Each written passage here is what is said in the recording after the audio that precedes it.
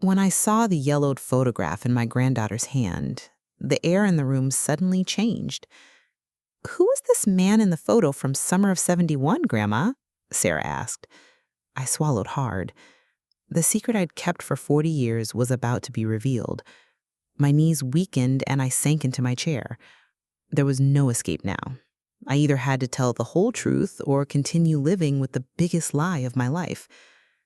Sarah was helping me clean out the attic of the house I had lived in for nearly 50 years. My husband Robert had passed away 3 years ago, and at 76, I was finally considering moving to a smaller place. That's when she found the old leather-bound album tucked away in a dusty trunk I thought I'd locked decades ago. "Grandma?" Sarah persisted, studying my face with those intuitive eyes that reminded me so much of her mother's. "You look like you've seen a ghost." In a way, I had. The man in the photograph was Thomas. Handsome, charismatic Thomas, with his arm around my waist, both of us laughing by the lake where we spent that fateful summer. The summer before I met Robert. The summer that changed everything. "He was someone I knew a long time ago," I said, my voice barely a whisper. Sarah flipped through more pages of the album. "But he's in so many of these photos.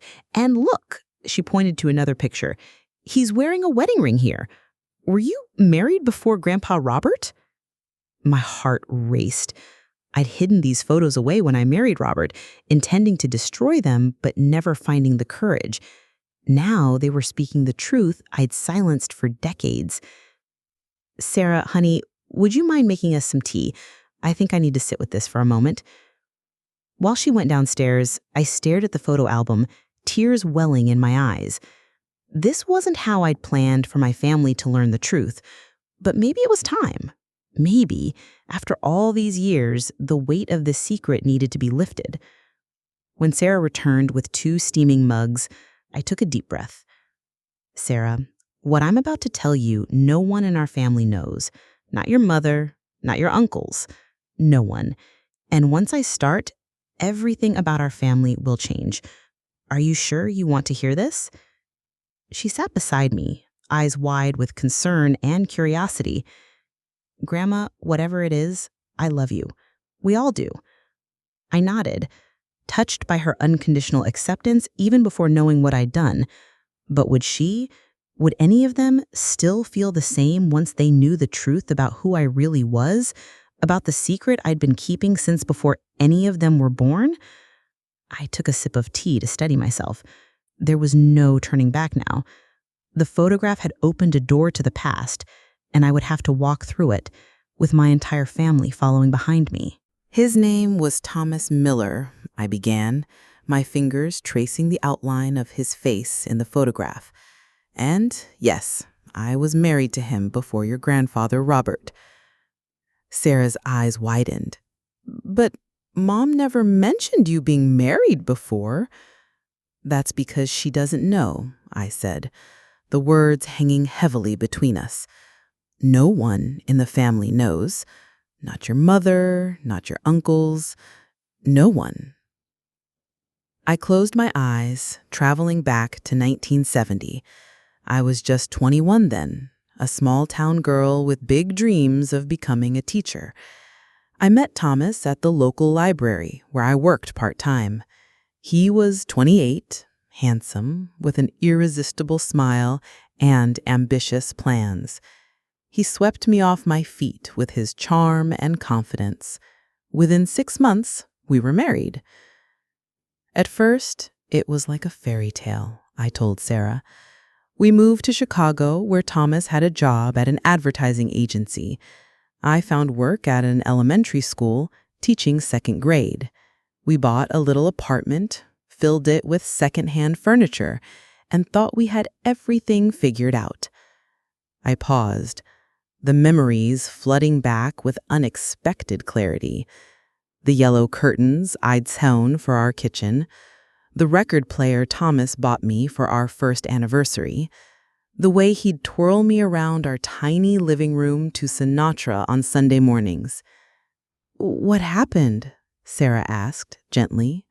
I sighed. Life happened. Thomas started drinking. Not much at first, just a few beers after work, then a few more. Then he started staying out late without explanation.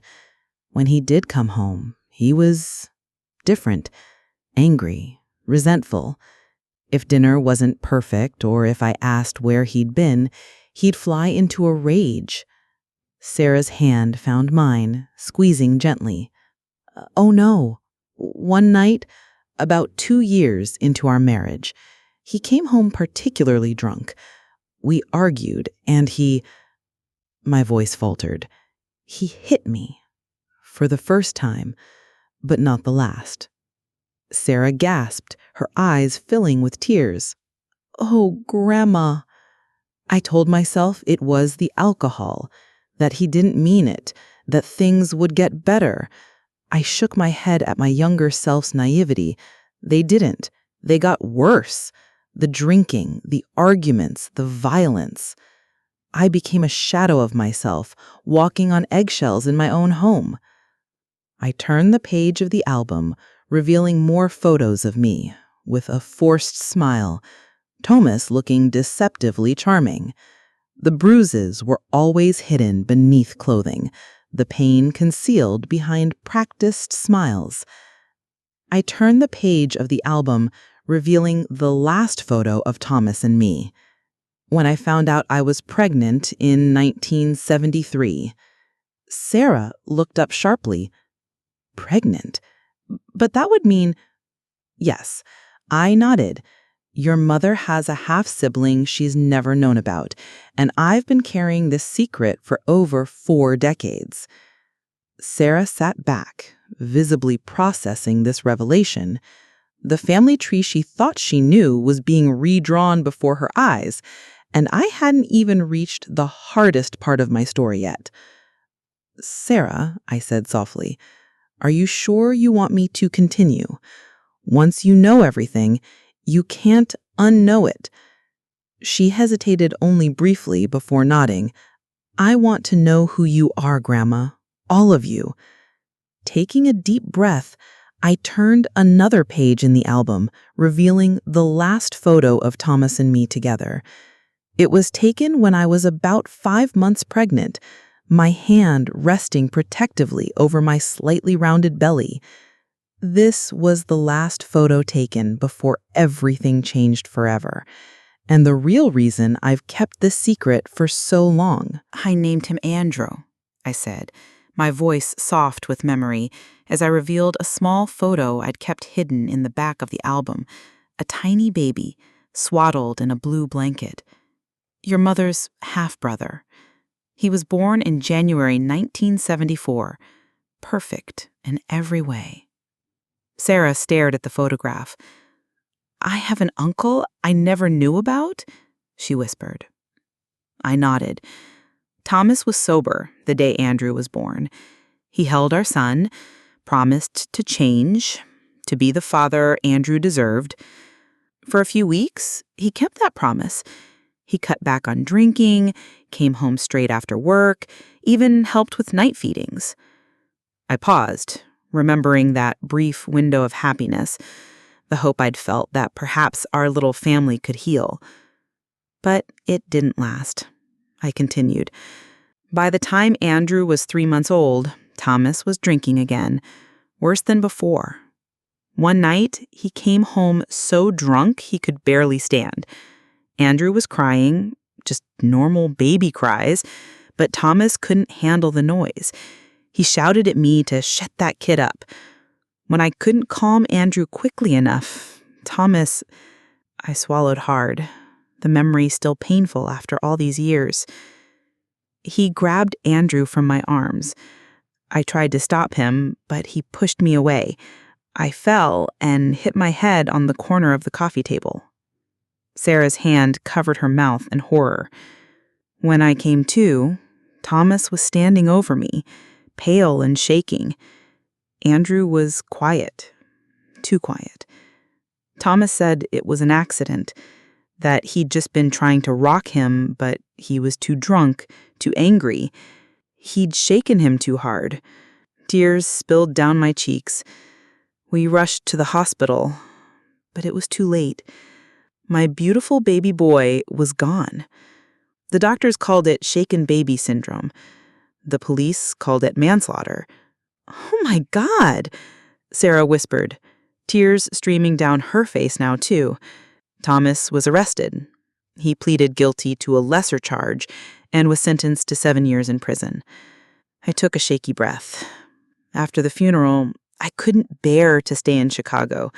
I couldn't face the memories, the neighbors who'd heard our fights, the pity in their eyes.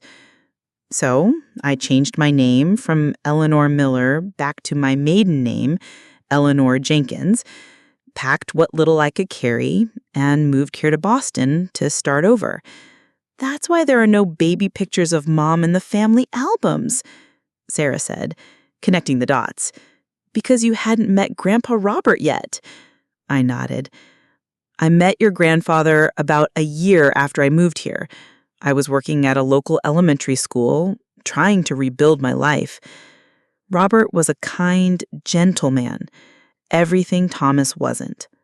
When we started dating, I couldn't bring myself to tell him about my past, about Thomas, about Andrew. I was terrified of being judged, of losing the one good thing in my new life. I turned another page in the album, showing a marriage certificate I'd kept hidden all these years. I never legally divorced Thomas. By the time I met Robert, Thomas was still in prison, and I was living under my maiden name in a different state. It was the 1970s. There weren't the same digital records, the same interconnectedness we have today. So when Robert proposed, I committed the biggest deception of my life. I married him without telling him I was still legally married to someone else." Sarah's eyes widened. "So your marriage to Grandpa wasn't legal?" "No," I admitted. "In the eyes of the law, I committed bigamy. I married your grandfather while still legally married to Thomas. I've lived with that knowledge, that fear of discovery, every day for the past 48 years. I looked down at my hands, shame washing over me anew. I've built my entire life, our entire family, on a foundation of lies. And now that you've found this album, I don't know what happens next." Sarah was silent for a long moment, processing everything she'd heard. When she finally spoke, her voice was gentle, but confused. "But couldn't Thomas have found you, exposed everything?" I nodded slowly. "That's the part of the story I'm most ashamed of, the part I've never told anyone. Until now." After Thomas was released from prison, I continued. He did try to find me. I pulled out an envelope tucked into the back of the photo album, a stack of unopened letters bound with a faded ribbon, all addressed to Eleanor Miller, all marked "Return to Sender." These started arriving about 7 years after I left Chicago.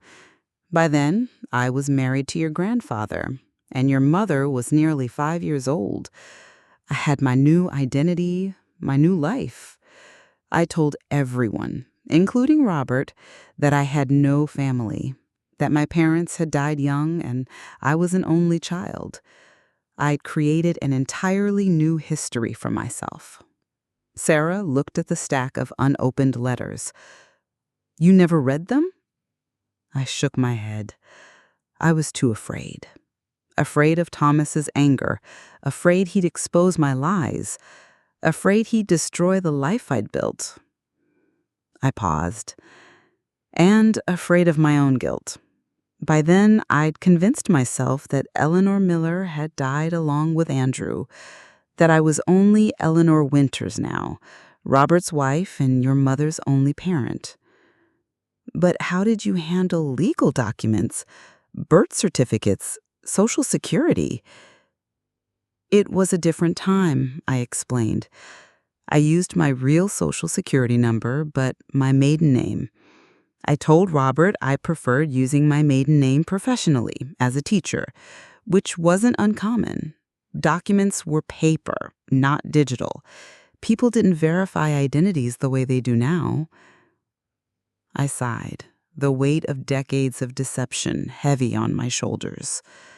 I lived in constant fear that someone from my past would recognize me, that Thomas would find me, that some bureaucratic error would expose everything. Every time the phone rang unexpectedly or there was a knock at the door, my heart would stop. Sarah was quiet for a moment, then asked, "Did Thomas ever find you?" I closed my eyes, the memory of that day still vivid after all these years. "Yes," I whispered. "Once, in 1986. Your mother was 9. Robert was at work. I was in the front yard gardening when a car pulled up. I knew immediately it was him. Even though prison had aged him, he lost weight, his hair had thinned, but those eyes, I would know those eyes anywhere." I could still see him standing there on the sidewalk, staring at the life I'd built without him, the tidy suburban house, the children's toys scattered across the lawn, the minivan in the driveway. He didn't approach me. He just watched from the street. I was frozen with fear, the trowel clutched in my hand like some ridiculous weapon. Then your mother came running out the front door, calling for me. When Thomas saw her, saw the daughter I'd had with another man, something in his face changed. He got back in his car and drove away. I never saw him again. But didn't you worry he'd come back? Tell Grandpa Robert everything? Every day, I admitted. I lived with that fear for years. I'd check the mailbox anxiously, scan the street for unfamiliar cars. But he never returned, never contacted me again. These letters stopped coming. It was as if he'd finally accepted that Eleanor Miller was gone.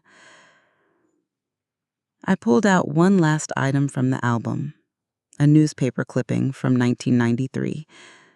The headline read, "Local man found dead in apartment, suspected alcohol poisoning."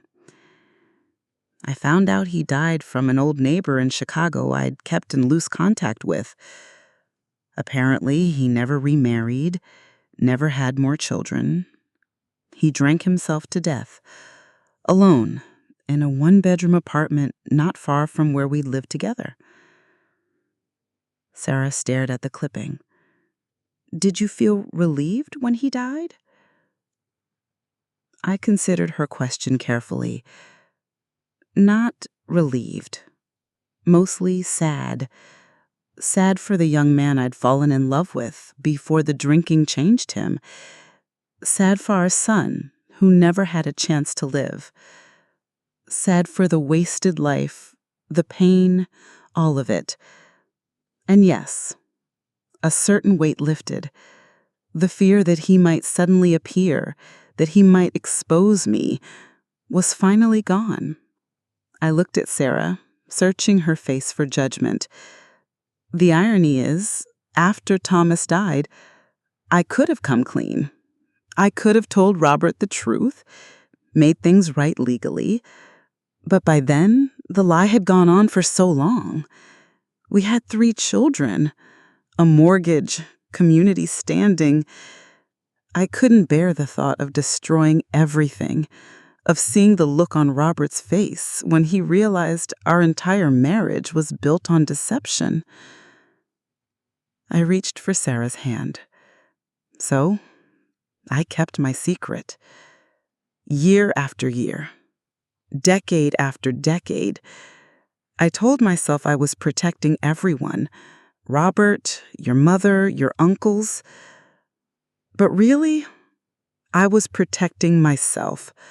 From judgment, from consequences, from losing the love of the family I cherished.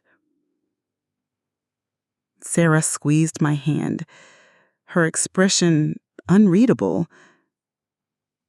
And now now that you know. I felt a tear slip down my cheek. Now everything changes because you found the truth. And secrets like this, they don't stay contained once they start to leak. For a long moment after I finished speaking, the attic was silent except for the soft patter of rain that had begun outside. Sarah sat very still, her hands folded in her lap, eyes focused on the photo album between us. "I need to ask you something, Grandma," she finally said, looking up. "Do you regret it? Not the circumstances that forced you to leave, but the lie itself, living your whole life as someone else?" It was a profound question, one I'd asked myself countless times over the decades. "I regret the necessity of it," I said carefully. "I regret that I didn't feel safe enough, brave enough to tell Robert the truth from the beginning. But do I regret the life that came from that decision?" I shook my head. "I can't, because that would mean regretting your mother, your uncles, you and your cousins. I can't regret the family we built, even if its foundation was flawed." Sarah nodded, seeming to accept this. "What about Andrew? Do you still think about him?" "Every day," I whispered without hesitation. "On his birthday, I always light a candle, just privately, in my bedroom. I've kept track of what age he would be, what milestones he would have reached. He would be 51 now." I smiled sadly. "I imagine he would have been kind like Robert, maybe creative like your mother. He might have had his own children by now, your cousins." "Does anyone else know about any of this?" "No one," I confirmed. "You're the first person I've ever told. I nearly told your grandfather once, about 15 years into our marriage. We were on vacation, just the two of us, at a beach cottage while your mother was at summer camp. I came so close. The words were right there. But then Robert started talking about retirement plans, about growing old together, and I couldn't do it. I couldn't shatter his world." Sarah was quiet again, then asked, "What do you want to do now, Grandma, now that I know?" I sighed, suddenly feeling every one of my 76 years. "I don't know. Part of me thinks the truth should finally come out, that I should tell your mother, your uncles, that they deserve to know who I really am, where they came from." I looked down at my hands. "But another part of me is terrified. What if they can't forgive me? What if they see their entire childhood, their entire relationship with me as nothing but a lie?" "They would never think that," Sarah said firmly. "They know you, the real you, the person who raised them, who loved them. That wasn't a lie." "Wasn't it?" I asked softly. "I've lived as Eleanor Winters for so long, I sometimes forget Eleanor Miller ever existed. But she did. She made terrible choices. She lived in fear. She ran away. How can I separate myself from her?" "Because you learned, you grew, you created a life filled with love."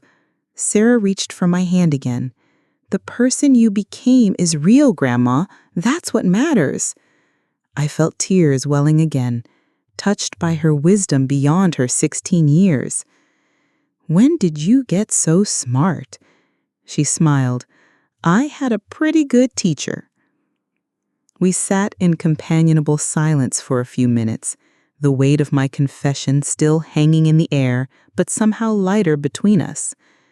"I think," Sarah finally said, "that this should be your decision, whether to tell everyone or not. It's your story." I nodded, grateful for her understanding. I need time to think about it, to figure out the right way, if there is one.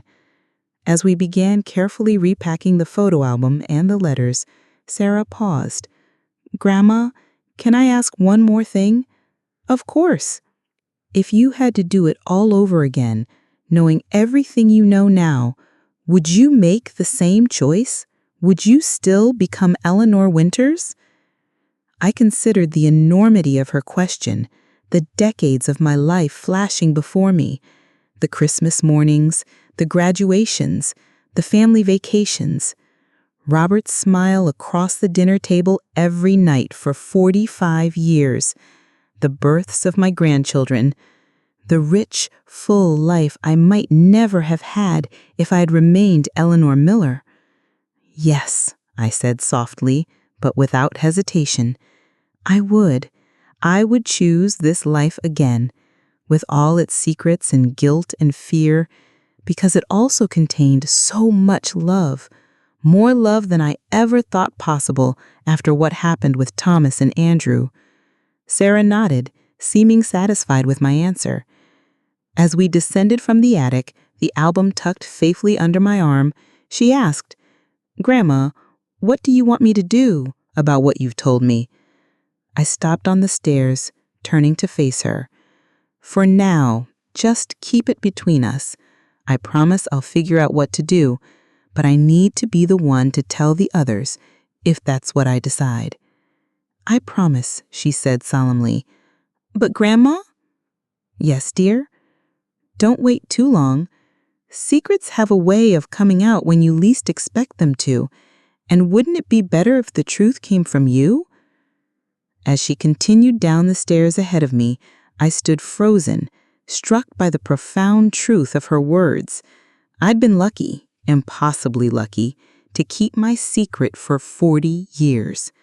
But Sarah was right. The universe had a way of revealing what was hidden, and I'd already pushed my luck far beyond what anyone deserved. The question was no longer if I should tell my family the truth, but when, and how I could possibly find the words to explain the choices I'd made so long ago.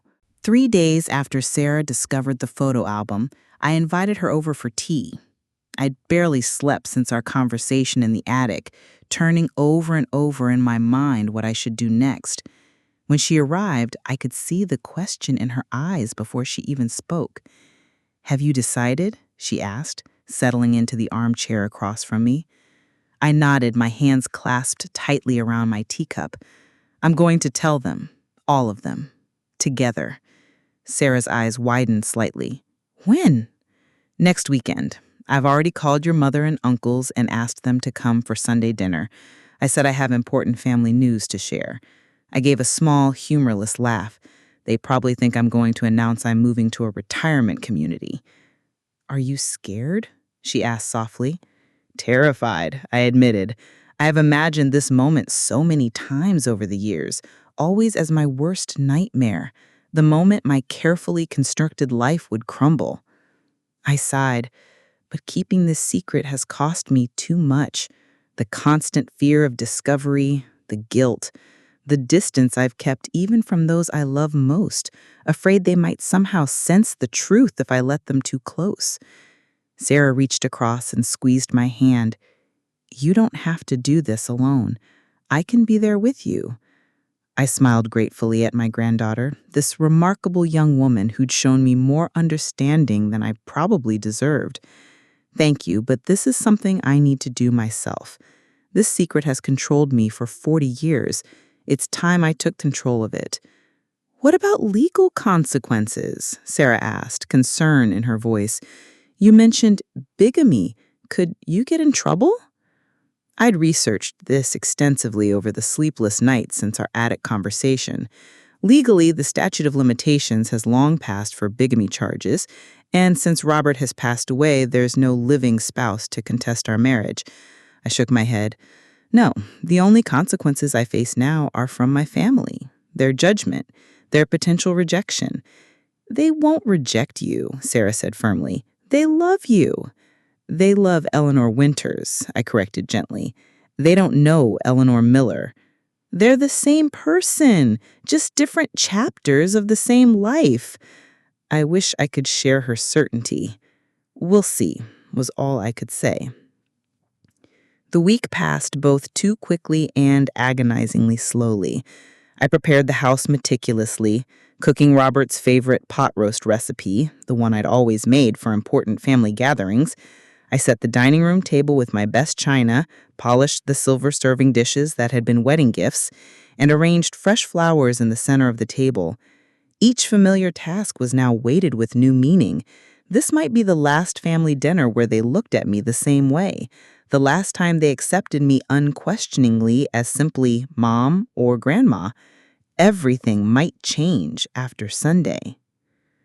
By the time Sunday afternoon arrived, I was exhausted from worry and lack of sleep. I checked my appearance in the hall mirror one last time, my silver hair neatly styled, a touch of lipstick, my favorite blue dress that Robert always said brought out my eyes. I wanted to look like myself, the self they knew when I told them who I really was. The doorbell rang at 4 o'clock precisely. My daughter Catherine arrived first with her husband James, followed shortly by my oldest son Michael and his wife Lauren.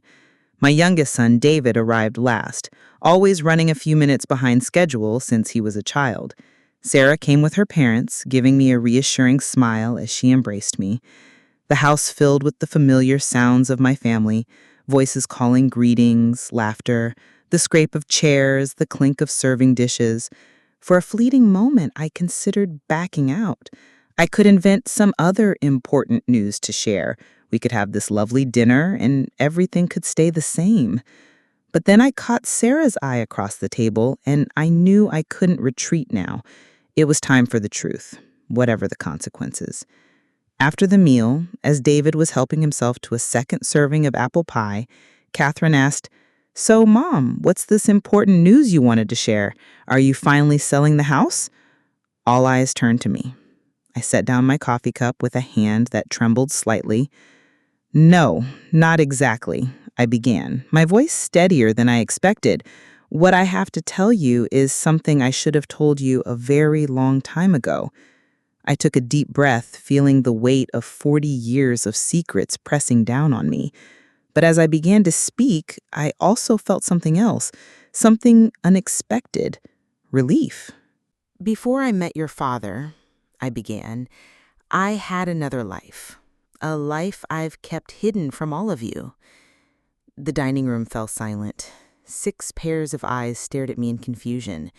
Only Sarah's gaze held understanding. "Mom?" Catherine said hesitantly. "What are you talking about?" I folded my hands on the table to stop them from shaking.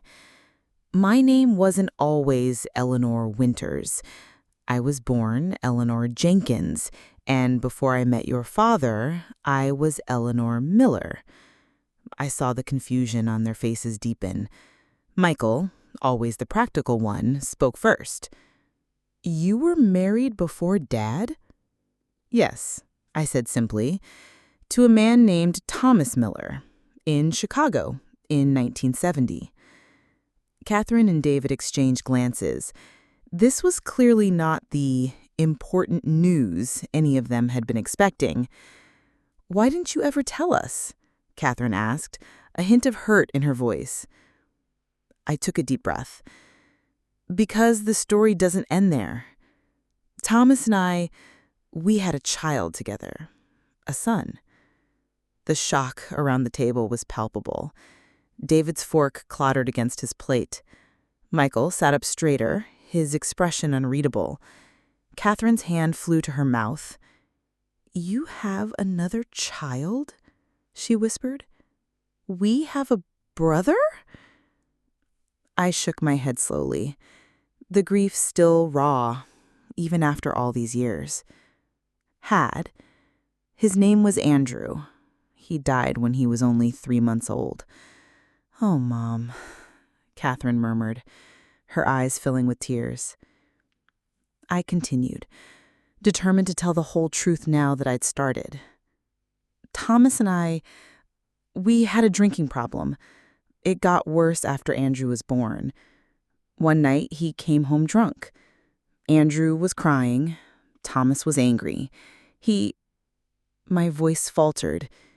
He shook him too hard. By the time we got to the hospital, it was too late."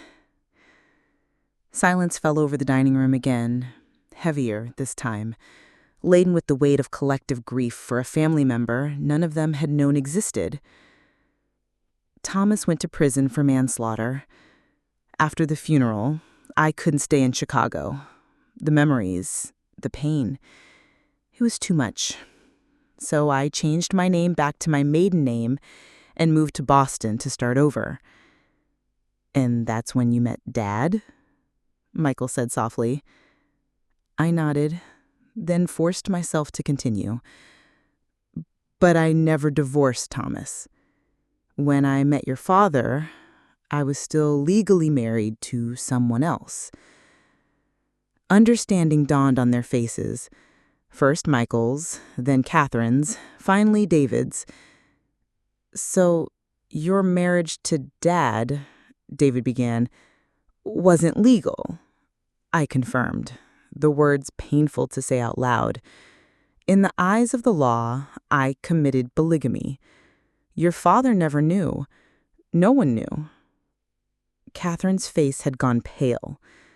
So you're Robert's children, I interrupted firmly, in every way that matters.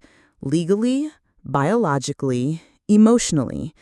The only deception was between your father and me. But why? Michael asked, his voice controlled but strained.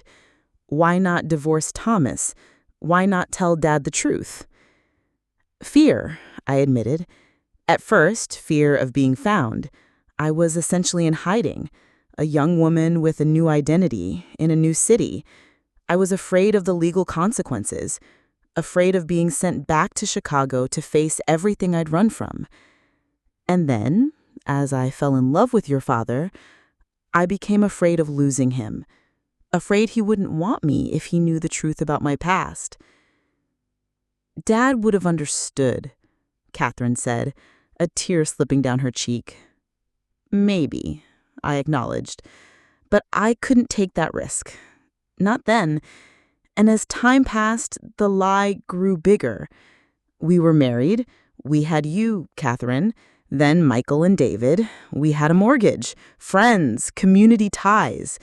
The longer I waited, the harder it became to imagine telling the truth. What about Thomas? David asked. Did he ever try to find you? I nodded and explained about the returned letters, the one time Thomas had appeared outside our house, how he died alone in 1993, his death releasing me from one fear, only to replace it with a deeper guilt about my deception. As I spoke, I watched their faces carefully, trying to gauge their reactions. Michael looked thoughtful, analytical, processing the information with the same methodical approach he brought to his work as an engineer. Catherine seemed hurt, tears welling in her eyes as she reconsidered her childhood through this new lens. David appeared stunned, as if the foundations of his world had suddenly shifted. When I finished, silence descended once more. I waited, heart pounding, for one of them to speak. I don't understand, Catherine said finally, her voice unsteady. Why are you telling us this? Now? After all these years? After Dad is gone and can't even... She didn't finish the sentence, but I understood. I glanced at Sarah, who gave me an encouraging nod. Sarah found an old photo album in the attic last week. Pictures of Thomas and me, documents from my previous life. She asked questions I couldn't avoid. And she helped me realize something I should have understood long ago. That this secret was poisoning me from the inside out. That the fear of discovery was a prison I'd built for myself. So if Sarah hadn't found the album, you would have taken this to your grave? David asked, an edge to his voice I'd rarely heard. I thought that was the right thing to do. I said quietly, to protect you all from a painful truth that couldn't change the past. But I was wrong. You deserve to know. Your father deserved the truth too, but I was too afraid to give it to him. That's my greatest regret. Michael, who had been silent for some time, finally spoke. Do you have the album, the one that Sarah found?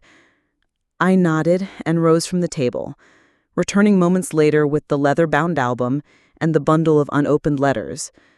I placed them in the center of the dining table, beside the remnants of our dessert. "Everything is here," I said. "All the pieces of a life I thought I'd erased. If you want to see it, to know more, it's all yours. No more secrets."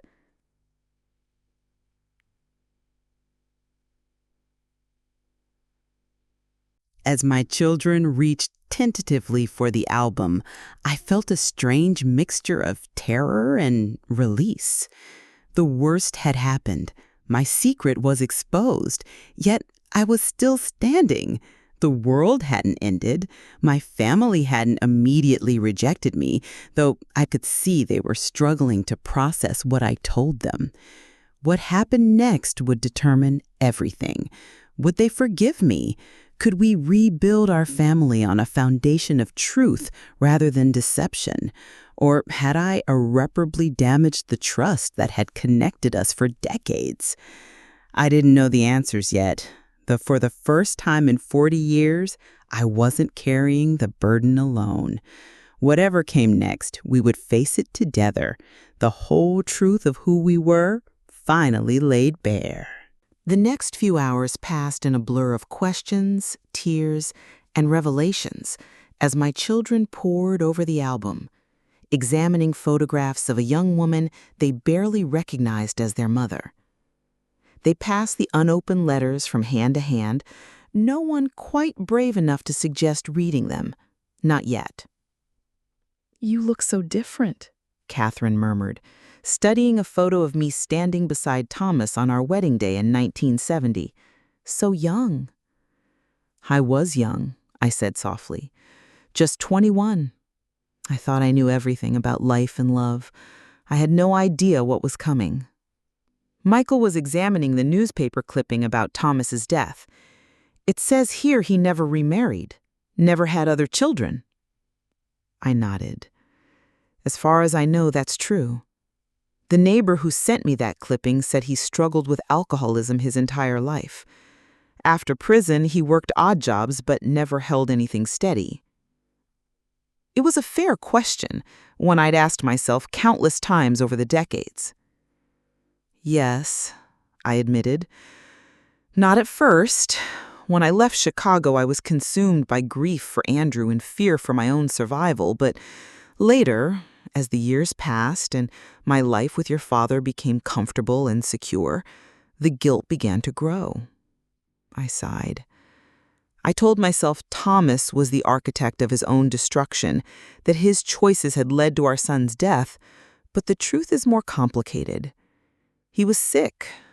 Addiction is a disease, though we didn't fully understand that back then. "Would you have stayed if Andrew had lived?" Catherine asked quietly. I considered her question carefully. "No," I said finally. "The abuse had started before Andrew was born.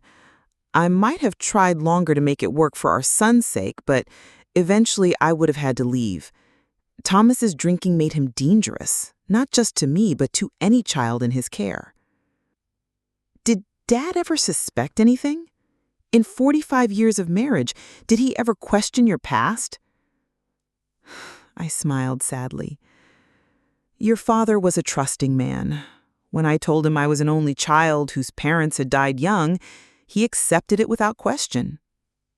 He never pushed when I avoided talking about my life before Boston. I twisted my wedding ring, Robert's ring, around my finger. Once, about 10 years into our marriage, he found me crying on Andrew's birthday. I told him I was just emotional about getting older. He held me and said he'd love me at any age. I almost told him then. I came so close." "I wish you had," Catherine said, her voice both sad and gentle. "Dad would have understood. He would have helped you carry this." "I know that now, but fear makes us do irrational things. Once a lie takes root, it's terrifying to imagine pulling it out, even if it would ultimately bring healing."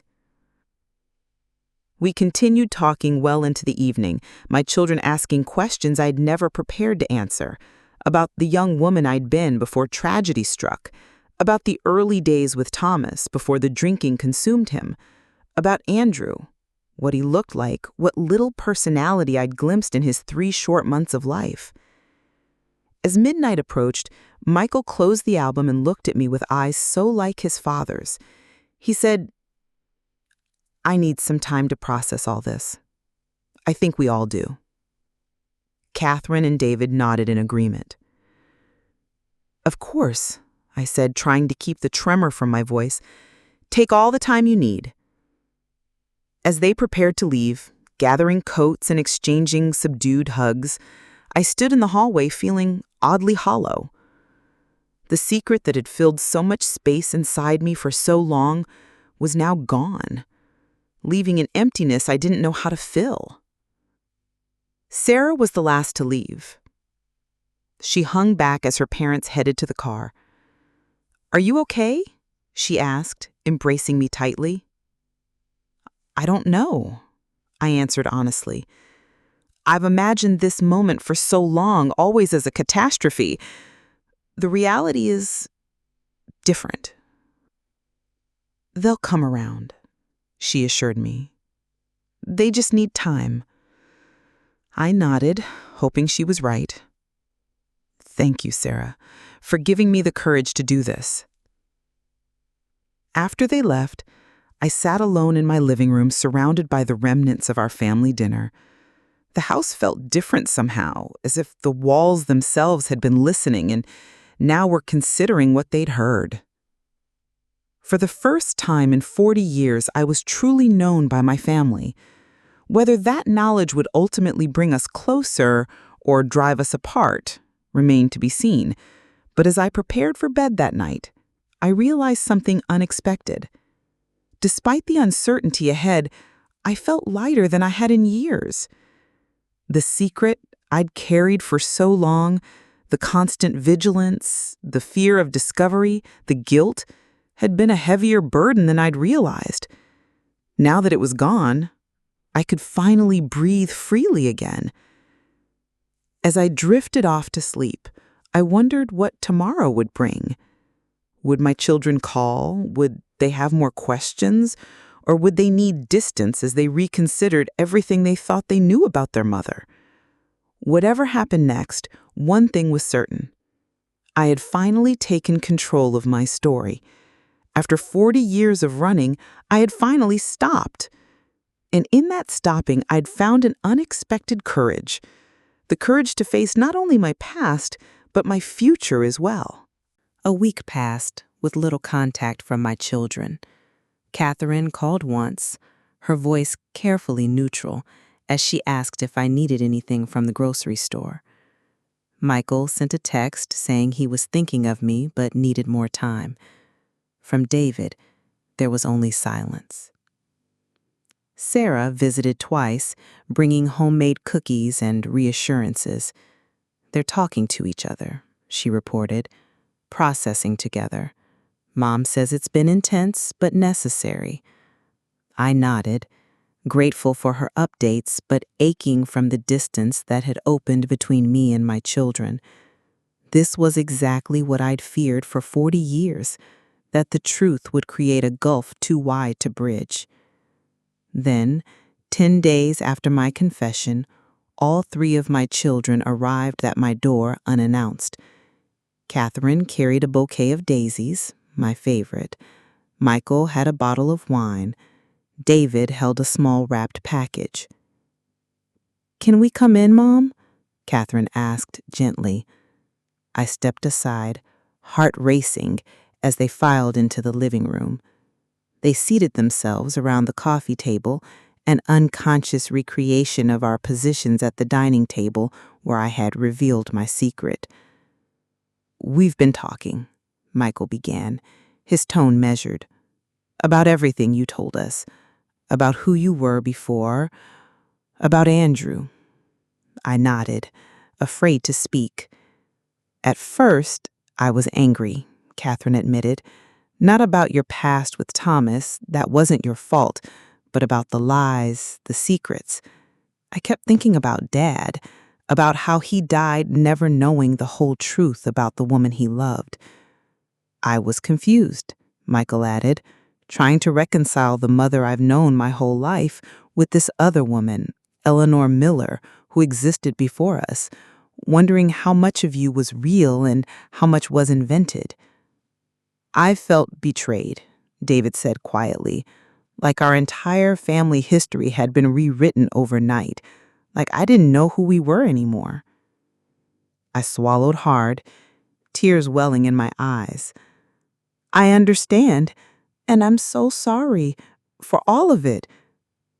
But then, Catherine continued, reaching for my hand, I started thinking about what you must have gone through, how terrified you must have been alone with a new identity in a strange city, how much strength it took to start over after such tragedy.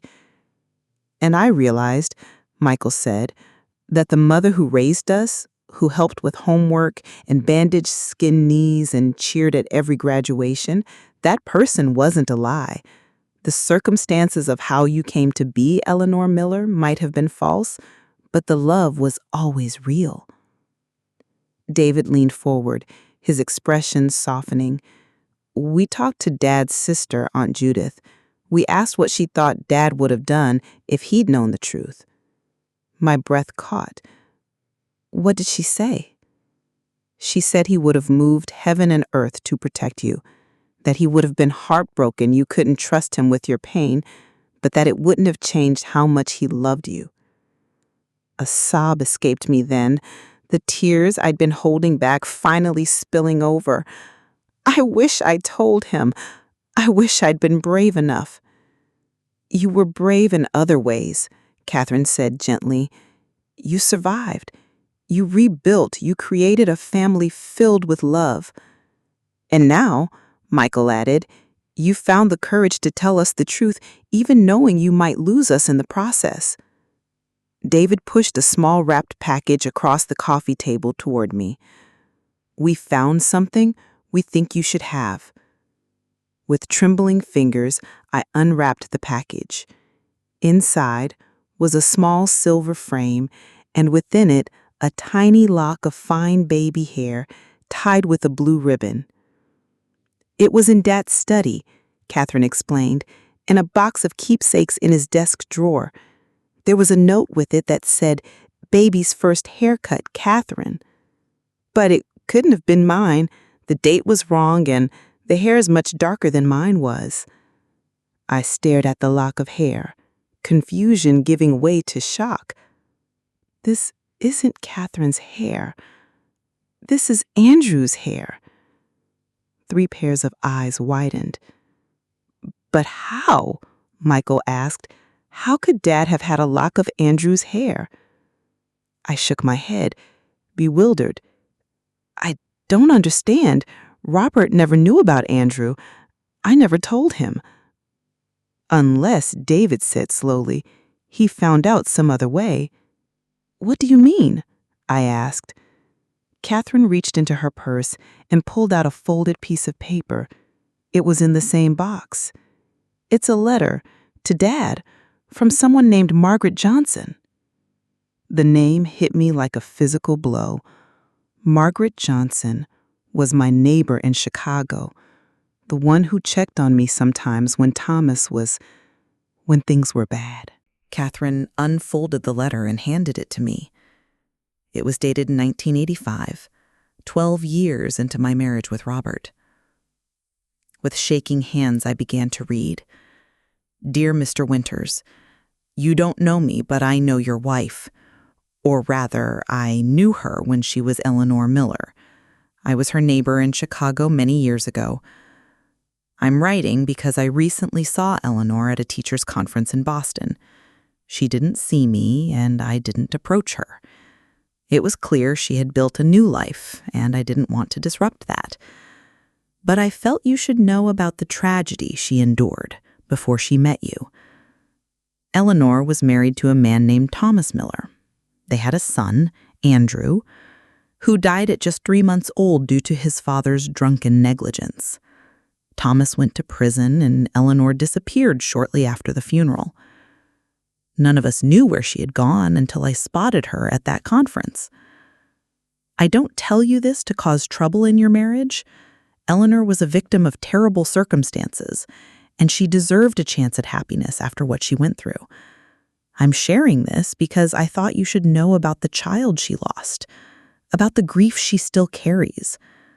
If Eleanor hasn't told you about Andrew, please don't reveal that you know. Some wounds are too deep to reopen, but perhaps you can find ways to help her heal without her knowing that you understand the source of her pain. Eleanor was one of the kindest people I knew in Chicago. She deserves peace and happiness in her new life with you. Sincerely, Margaret Johnson.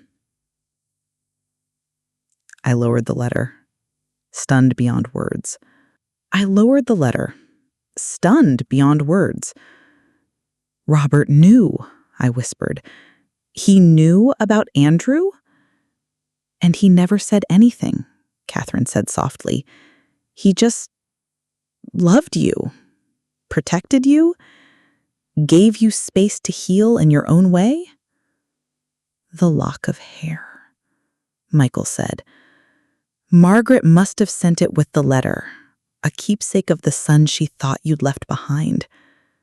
Tears streamed down my face as the realization washed over me.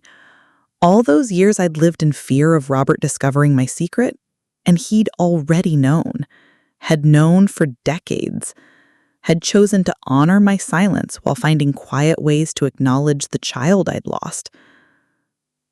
I don't deserve such grace, I sobbed, clutching the frame with Andrew's lock of hair.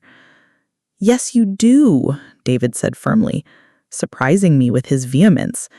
You deserved every bit of love Dad gave you, and you deserve ours too.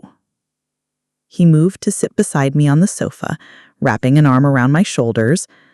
Catherine joined us on my other side, while Michael knelt in front of me, clasping my hands in his. We've talked it through, Mom, Catherine said gently. We understand why you did what you did. We don't condone the deception, but we understand it. And we forgive you, just as Dad clearly did, without you even knowing it.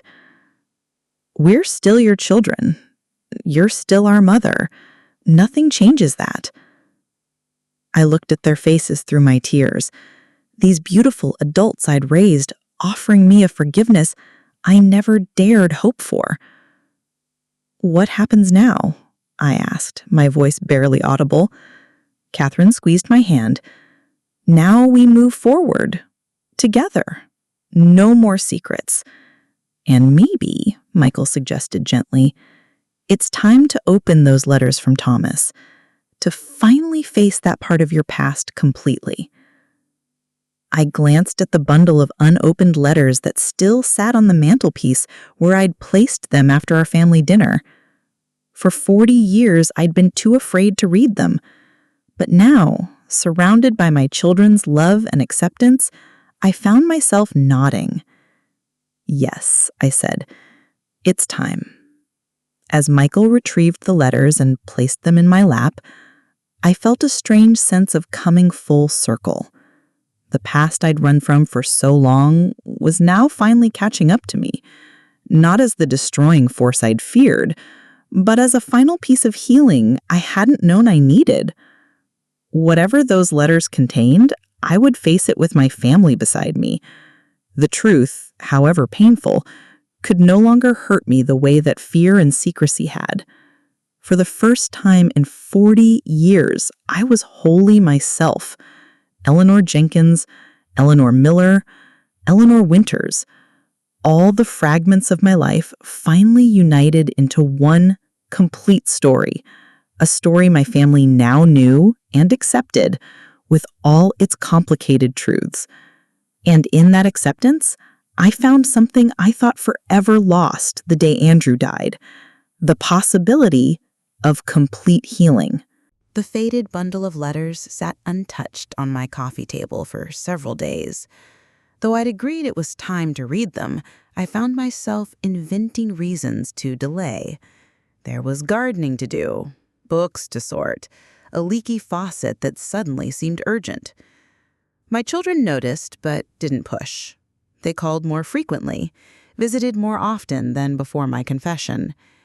It was as if the truth, rather than driving us apart as I'd feared, had created a new intimacy between us. One afternoon, a week after they'd given me Andrew's lock of hair, Sarah came by alone. She found me in the garden, deadheading roses with perhaps more focus than the task required. "The letters are still unopened, aren't they?" she asked without preamble. I straightened, my back protesting after an hour bent over the flower beds. "Yes." "Are you afraid of what they might say?" I removed my gardening gloves, buying time to consider her question. "I think I'm more afraid of how they'll make me feel," I admitted. For decades, I've worked to put that part of my life behind me. Reading Thomas's words means letting him back in, even if just for a little while. Sarah nodded, wise beyond her 16 years. "Would it help if someone read them with you, or for you, first?" I considered this. Maybe, but it should be someone who already knows the whole story, she finished for me. Someone who won't judge. Our eyes met in understanding. That evening, Sarah returned with her overnight bag. "Mom knows I'm staying over," she assured me. I told her we were having grandmother-granddaughter time. We made a simple dinner together, then settled in the living room with tea. The bundle of letters sat between us on the coffee table like a ticking device. "How do you want to do this?" Sarah asked gently. I took a deep breath. "They're in chronological order, tied with that ribbon. I think I'd like you to read them aloud, all of them, without stopping. I need to hear it all at once." Sarah nodded and carefully untied the ribbon binding the yellowed envelopes. There were 13 in total, postmarked between 1980 and 1985, all addressed to Eleanor Miller at my old Chicago address, all stamped "Return to Sender" in red ink. She opened the first envelope carefully, unfolding the lined paper inside. Thomas's handwriting was surprisingly neat. Always had been, even when everything else about him was falling apart. Sarah began to read. March 15th, 1980. "Eleanor, they tell me writing to you is part of my recovery process, even if these letters never reach you. It's been 7 years since I last saw you, at the courthouse the day of my sentencing. 7 years of sobriety in prison, 7 years to think about what I did. I know words are worthless. Nothing I can say will bring Andrew back or undo the pain I caused. But I need to tell you I'm sorry. More sorry than I can ever express. Every day I wake up remembering what I did, and every night I go to sleep with the same knowledge. It never leaves me. I'm being released next month. My time served was reduced for good behavior. I don't know what I'll do or where I'll go. I just know I'll spend the rest of my life trying to be worthy of forgiveness, even knowing I can never earn it. Thomas." Sarah looked up at me, checking if I wanted her to continue. I nodded, my throat too tight for words. The next several letters chronicled Thomas's attempt to rebuild his life after prison, finding a small apartment, taking a job as a night janitor at an office building, joining Alcoholics Anonymous.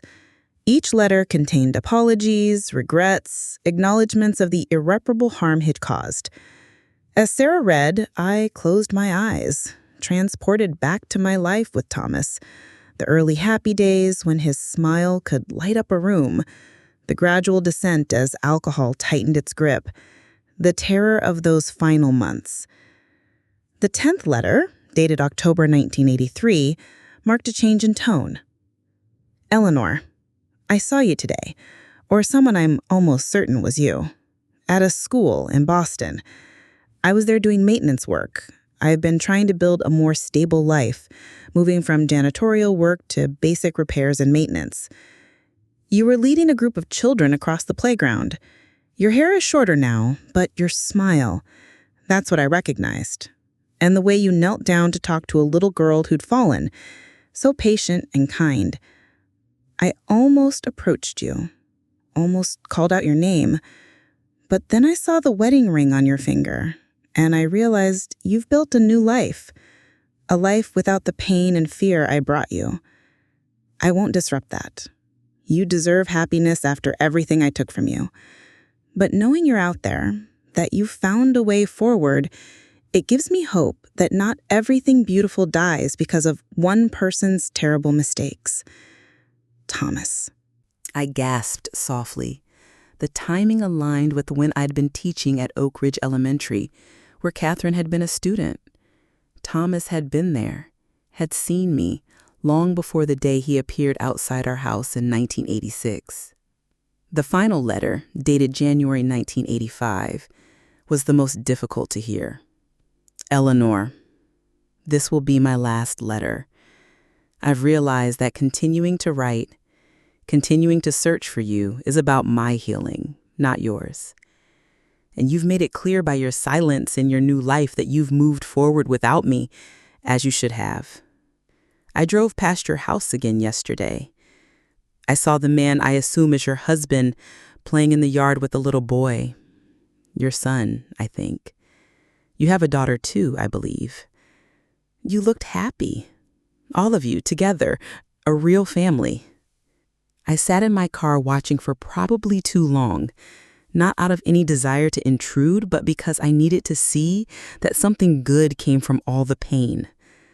That the bright, loving woman I married before I destroyed everything has found joy again. I won't contact you again. Won't drive by your house. Won't insert myself into your new life in any way. But I wanted you to know that I'm sober, have been since that night. That I think of Andrew every day. That the pain of what I did has never lessened, nor should it. If you ever do read these letters, please know that I understand why you had to leave, why you had to start over. I hope your new husband is everything I failed to be. I hope your children bring you the joy that our son should have, but couldn't because of me. I will love you and Andrew until the day I die. And I will spend every day trying to be worthy of the forgiveness I know I can never deserve.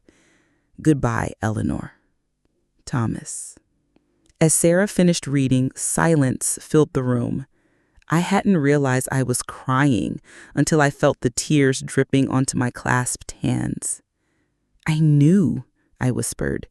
He knew about Robert, about Catherine and Michael. He found us years before I saw him that day in 1986.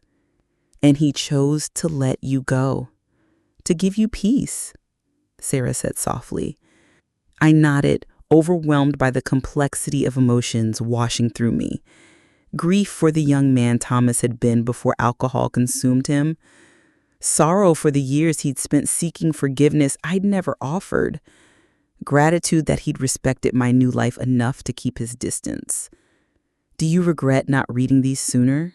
Sarah asked gently. I considered her question carefully. I don't know. I wasn't ready then. The fear was too great, the pain too raw. I sighed.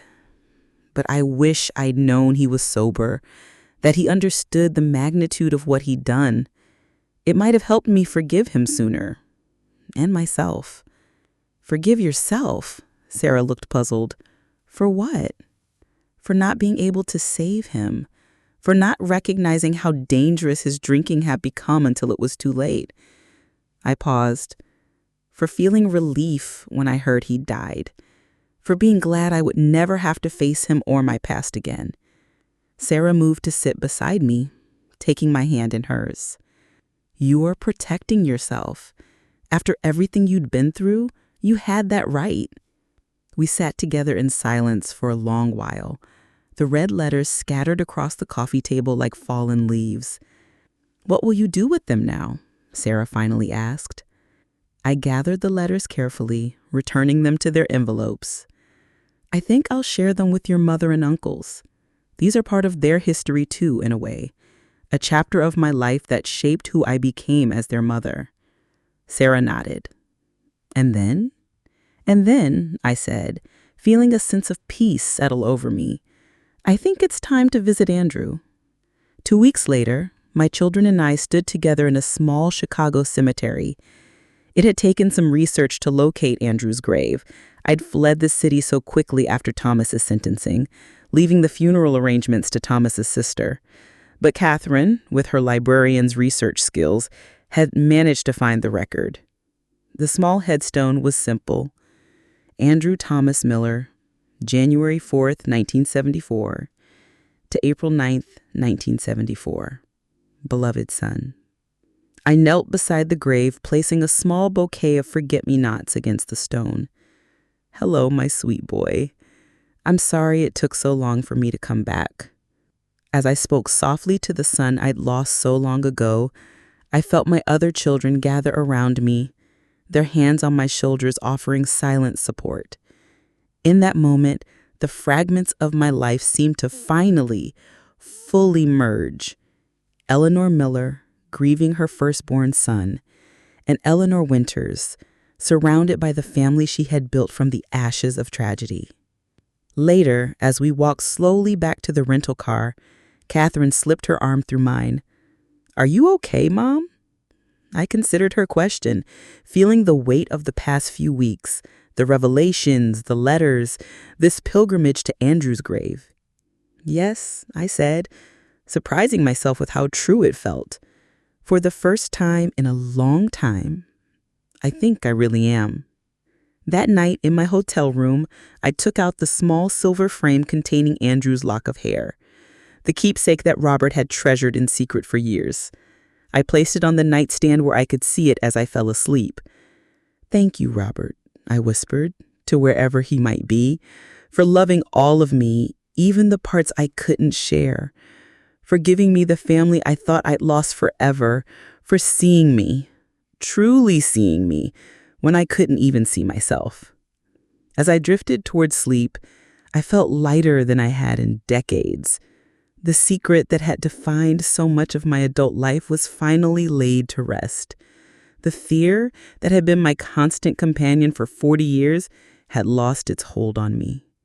In its place was something I hadn't expected, a sense of wholeness, of integration.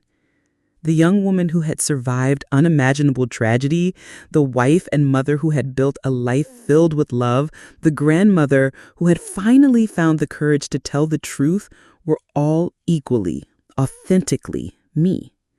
Eleanor Jenkins, Eleanor Miller, Eleanor Winters. Not separate identities, but chapters in a single life story. A story that, for all its pain and deception, had ultimately led to healing and truth. And in that truth, I had finally, fully come home to myself.